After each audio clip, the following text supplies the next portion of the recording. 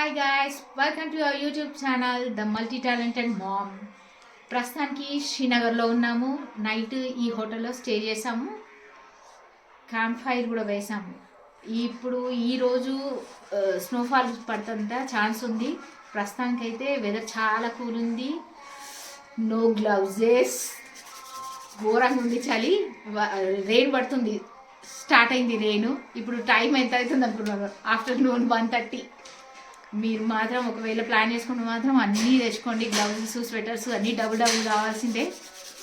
మేము ఈ శ్రీనగర్ నుంచి అష్టాదశ శక్తిపీఠాలు, 12 జ్యోతిర్లింగాలు దర్శించుకోవడానికి స్టార్ట్ అవుతున్నాము.